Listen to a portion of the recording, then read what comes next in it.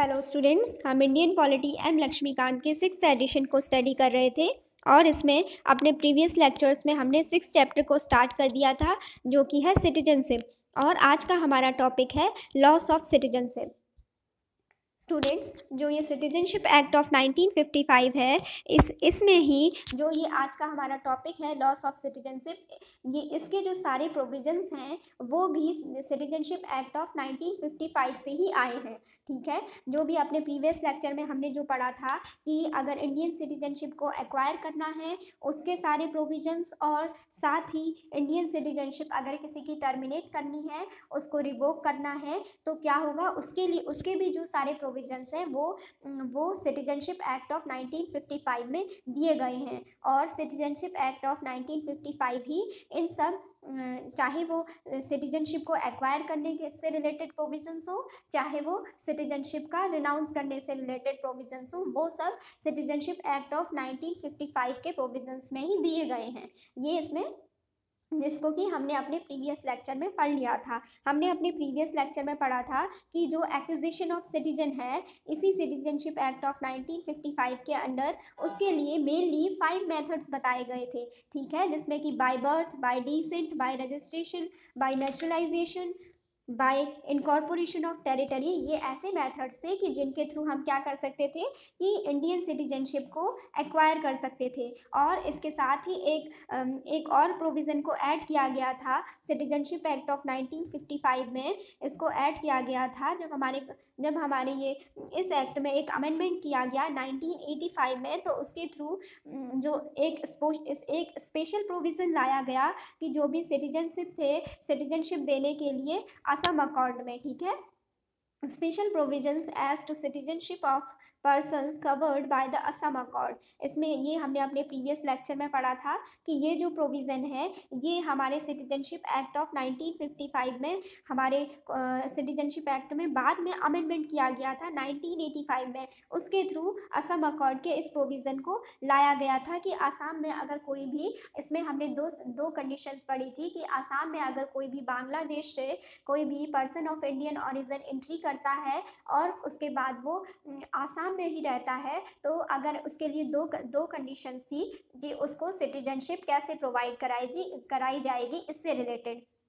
तो स्टूडेंट्स, जो इसमें पहला प्रोविज़न था उसमें ये था कि अगर कोई भी पर्सन ऑफ इंडियन ओरिजिन जो भी क्या है 1 जनवरी 1966 से पहले अगर बांग्लादेश से आसाम में आते हैं और उसके बाद वो आसाम में ही रहते हैं, तो ऐसे लोगों को क्या कर लिया जाएगा, इंडियन सिटीजन डिक्लेयर कर दिया जाएगा फ्रॉम 1 जनवरी 1966 से। ठीक है, ये इसकी पहली कंडीशन थी। और इसमें दूसरी कंडीशन हमने ये पढ़ी थी अपने प्रीवियस लेक्चर में कि अब जो 1 जनवरी 1966 के बाद और, ठीक है, उसके बाद और 25 मार्च 1971 से पहले जो भी person of Indian origin Bangladesh से आसाम में एंट्री करेंगे, तो उनको क्या करना होगा, पहले जिस दिन से वो एंट्री करेंगे और जिस दिन उनको डिटेक्ट किया जाएगा, तो सबसे पहले उनको खुद को आसाम में रजिस्ट्रेशन करना होता था। ठीक है, रजिस्ट्रेशन करवाना होता था और उस रजिस्ट्रेशन के 10 साल के बाद ही उनको परमानेंट इंडियन सिटीजन डिक्लेयर किया गया। उसमें ये कहा गया कि 10 साल तक, जिस दिन से उसकी एंट्री होगी उस दिन से 10 साल तक के टाइम पीरियड तक क्या होगा, उसको राइट टू वोट नहीं दिया जाएगा। लेकिन बाकी सारी चीज़ें कि जैसे हमारे अदर इंडियन सिटीजन्स को प्रोवाइड कराई जाती हैं, जो भी राइट्स होते हैं, जो भी पॉलिटिकल राइट्स होते हैं, वो सब इन सिटीजन्स को भी, जो कि ये बांग्लादेश से आए थे, इनको भी दी जाएगी। ठीक है, ये कहा गया था। लेकिन राइट टू वोट नहीं दिया गया था, क्योंकि क्या था कि आसाम के जो पॉलिटिक्स थी, वहाँ की जो लोकल गवर्नमेंट थी, वो वोट लेने के लिए क्या कर रही थी, ये जो माइग्रेंट्स थे इनको ये चाह रही थी कि इनका हमें वोट मिल जाए और इससे क्या हो जाए, इनको जल्दी, मतलब क्या हो रहा था कि इससे आसाम में जो है माइग्रेंट्स की प्रॉब्लम बहुत बढ़ रही थी, तो इसलिए ऐसा प्रोविज़न लाया गया कि इनको क्या है कि 10 साल तक क्या होगा, राइट टू वोट नहीं होगा। जब ये यहीं रहेंगे 10 साल तक, तो उसके बाद इनको राइट टू वोट भी दे दिया जाएगा और इनको एज ए इंडियन सिटीजन बाकी सारी फैसिलिटीज़ यानी सारे पॉलिटिकल राइट्स और सारी जो भी चीज़ें हैं वो तो सब इनको पहले से ही मिल रहा था। तो ये इतना सब कुछ हमने प्रीवियस लेक्चर में स्टडी कर लिया था। तो स्टूडेंट्स अब आज का हमारा टॉपिक जो है लॉस ऑफ सिटीजनशिप, ठीक है। तो इसके प्रोविजंस को पढ़ते हैं। जो लॉस ऑफ सिटीजनशिप है, इसके लिए जो सिटीजनशिप एक्ट ऑफ 1955 है उसमें 3 मेथड दिए गए हैं कि जिसके थ्रू किसी भी पर्सन की इंडियन सिटीजनशिप को रिनाउंस किया जा सकता है, उसको हटाया जा सकता है, ठीक है। इसमें पहला मेथड है बाय रिनंशिएशन, दूसरा मेथड है बाय टर्मिनेशन, तीसरा मेथड है बाय डेप्रीवेशन। तो इसमें पहले मेथड को पढ़ते हैं जो कि है bye रिनंशिएशन। Any citizen of India of full age and capacity can make a declaration renouncing his Indian citizenship। इसमें ये बताया गया कि रिनाउंसिएशन के मेथड से ये बताया गया कि कोई भी इंडियन सिटीजन जो कि फुल एज का हो और अपनी फुल कैपेसिटी का हो तो वो क्या कर सकता है, अपनी इच्छा से क्या कर सकता है, डिक्लेयर कर सकता है, ठीक है। डिक्लेरेशन के थ्रू इंडियन सिटीजनशिप को रिनाउंस कर सकता है, इंडियन सिटीजनशिप का त्याग कर सकता है। अगर कोई भी इंडियन सिटीजन डिक्लेयर कर दे इस चीज़ को, उसको डिक्लेरेशन कर देता है तो वह इसके थ्रू डिक्लेरेशन करके अपनी इंडियन सिटीजनशिप को त्याग सकता है। और if such A declaration is made during a war in which India is engaged, it's registration shall be withheld by the central government.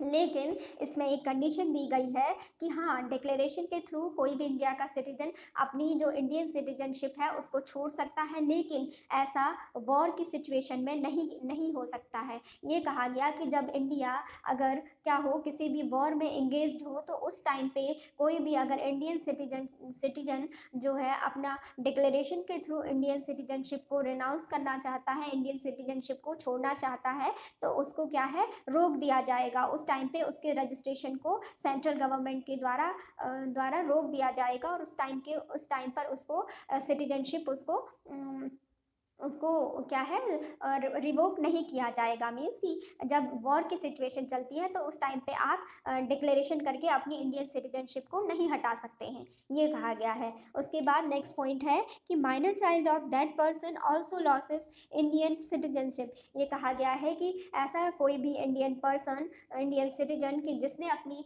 Declaration के थ्रू अपनी इंडियन सिटीजनशिप को रिनाउंस कर दिया है, उसको त्याग दिया है, तो उसके जो भी माइनर चाइल्ड होंगे यानी ऐसे चाइल्ड जो कि जिनकी एज क्या हो 18 ईयर्स से कम हो, तो उनकी स्वतः ही उनकी जो इंडियन सिटीजनशिप है वो भी क्या हो जाएगी, समाप्त हो जाएगी, ये कहा गया है। However, when such a child attains the age of 18, he may resume Indian citizenship। ये कहा गया है कि हालांकि जब वो 18 ईयर्स का हो जाएगा यानी अपनी फुल एज का हो जाएगा, तो तब वो चाहे तो एक एप्लीकेशन के थ्रू सेंट्रल गवर्नमेंट के पास एक एप्लीकेशन के थ्रू क्या कर सकता है, इंडियन सिटीजनशिप को फिर से एक्वायर कर सकता है, ठीक है। ये था बाय रिनंशिएशन के थ्रू हम कैसे अपनी इंडियन सिटीजनशिप को कोई भी पर्सन कैसे उसको छोड़ सकता है, ये हमने इसमें पढ़ा था कि इसके लिए उसको सिर्फ क्या करना होता है, सेंट्रल गवर्नमेंट के सामने एक डिक्लेरेशन करना होता है, ठीक है। और ये हमने इसमें पढ़ा। अब दूसरा मेथड है बाय टर्मिनेशन, ठीक है। इसको पढ़ते हैं बाय टर्मिनेशन।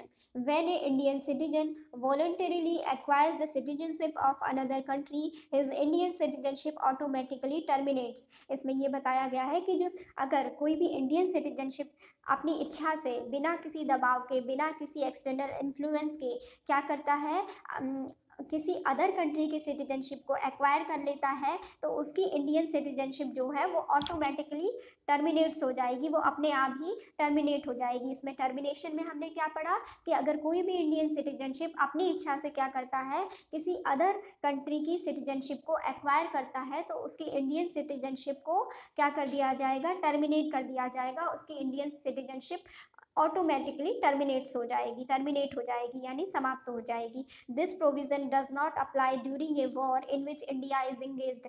जैसा कि हमने अभी अपने प्रीवियस मेथड में जो कि बाय रिनंशिएशन में था, उसमें भी देखा था कि रिनंशिएशन के थ्रू अगर किसी भी पर्सन को उसमें ये था कि डिक्लेरेशन करना होता था इंडियन सिटीजनशिप को छोड़ने के लिए। तो उसमें भी ये कहा गया था कि अगर वॉर की सिचुएशन होगी, इंडिया जब क्या होगा किसी भी वॉर में अगर एंगेज्ड होगा, तो उस टाइम पे अगर कोई भी डिक्लेरेशन के थ्रू अपनी इंडियन सिटीजनशिप को छोड़ना चाहता है तो उसको रोक दिया जाएगा उस टाइम के लिए, ठीक है, ये कहा गया। तो उसी प्रकार से ये जो टर्मिनेशन है इसमें भी यही कहा गया है कि अगर इंडिया उस टाइम पे क्या है किसी वॉर में एंगेज्ड है और किसी इंडियन सिटीजनशिप ने अपनी इंडियन सिटीजनशिप को टर्मिनेट करने की अगर क्या है अगर उसने ऐसा कहा है कि वो अगर उस टाइम पे किसी और कंट्री की सिटीजनशिप को एक्वायर करता है और उसने एप्लीकेशन डाली है कि क्या है कि मेरी जो सिटीजनशिप है वो इंडियन सिटीजनशिप को समाप्त कर दिया जाए, तो युद्ध के टाइम पे ऐसा नहीं होगा। अगर कोई भी इंडिया का वॉर चल रहा है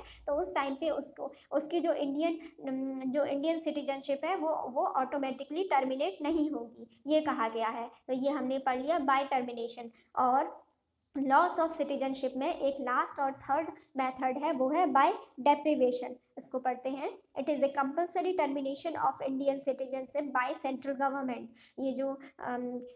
ये जो डेप्रिवेशन है, डेप्रिवेशन का जो मेथड है इसको बताया गया है कि ये सेंट्रल गवर्नमेंट के द्वारा इंडियन सिटीजनशिप के टर्मिनेशन का एक कंपल्सरी मेथड है।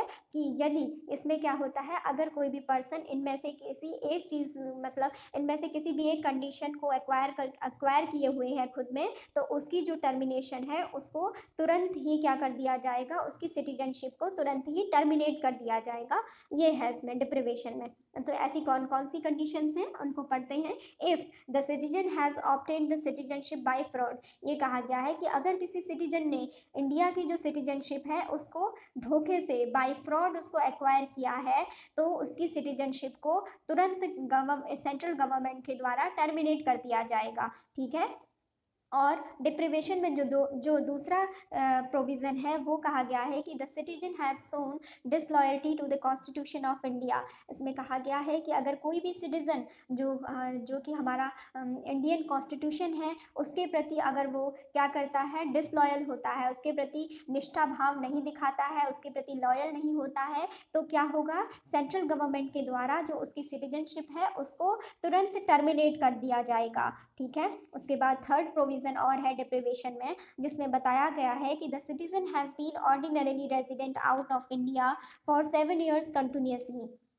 अगर कोई भी सिटीज़न अगर क्या है कि वो उसको क्या है कि इंडिया की सिटीजनशिप अगर उसको मिली है और वो क्या करता है कि उसके बाद लगातार 7 वर्षों तक 7 years तक वो इंडिया के बाहर रहता है, तो क्या होगा, ऐसा सिटीजन जो है उसकी जो सिटीजनशिप है उसको टर्मिनेट कर दिया जाएगा। तो ये हमने अपने लॉस ऑफ सिटीजनशिप का थर्ड मेथड पढ़ लिया कि कैसे किसी भी सिटीजनशिप की इंडियन सिटीजनशिप को रिनाउंस किया जा सकता है। इसमें हमने कहा कि डिप्रिवेशन के मेथड में क्या होता है कि सेंट्रल गवर्नमेंट के पास ये राइट होता है कि अगर किसी भी पर्सन ने इंडियन सिटीजनशिप को बाय फ्रॉड एक्वायर किया है या फिर वो पर्सन हमारे इंडियन कॉन्स्टिट्यूशन के प्रति क्या है, डिसलॉयल है, और साथ ही अगर कोई भी ऐसा सिटीजन के जिसने इंडिया की सिटीजनशिप तो ली है लेकिन वो क्या है कि जिस दिन से उसने सिटीजनशिप ली है उसके बाद से लगातार क्या है 7 years के टाइम पीरियड तक वो आउटसाइड इंडिया ही रहता है, तो सेंट्रल गवर्नमेंट के द्वारा उसकी जो सिटीजनशिप है उसको टर्मिनेट कर दिया जाएगा। ये हमने इसमें लास्ट मेथड पढ़ा। तो आज का लेक्चर हम यहीं पे कंप्लीट करते हैं स्टूडेंट्स। आई होप कि आपको समझ आया हो। Thanks for watching.